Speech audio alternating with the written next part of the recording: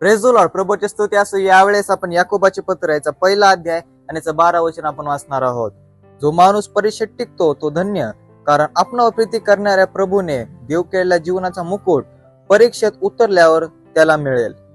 जिवंत परमेश्वर आपल्या जीवनाचा मुकुट देण्याची त्याची इच्छा आहे, परंतु ते प्राप्त करून घेण्याकरिता तुम्हाला आणि मला आपल्या परीक्षेमध्ये टिकणं फार गरजेचं आहे. आज बरेचशा लोकांवर वेगळ्या वेगळ्या प्रकारची परिस्थिती चालू आहेत, वेगळ्या वेगळ्या परीक्षेमध्ये आहेत, परंतु तुम्ही आणि मी त्यामध्ये टिकून राहत आहेत का याच्याकडे विशेष लक्ष देणं फार गरजेचं आहे. ज्यावेळी तुम्ही आणि मी त्या परीक्षेमध्ये टिकून राहणार आहोत त्यावेळेला आपल्या जीवनामध्ये जो जीवनाचा मुकुट आहे तो परमेश्वर आपल्याला प्राप्त करून देणार आहे. म्हणून आज आपण आपल्या जीवनामध्ये तो मुकुट प्राप्त करून घेण्याकरिता, जीवनाचा मुकुट आपल्या अंतःकरणामध्ये आपल्या जीवनामध्ये प्राप्त करून घेण्याकरिता आपल्या परीक्षेमध्ये टिकून राहूया. आपण ज्या परिस्थितीमध्ये आहोत त्यामध्ये टिकून राहूया, जेणेकरून तुमच्या आणि माझ्या जीवनामध्ये तो येशू ख्रिस्त तो मुकुट आपल्याला प्राप्त करून दिल्याशिवाय राहणार नाही. देव बाप आपण सर्व वचनाद्वारे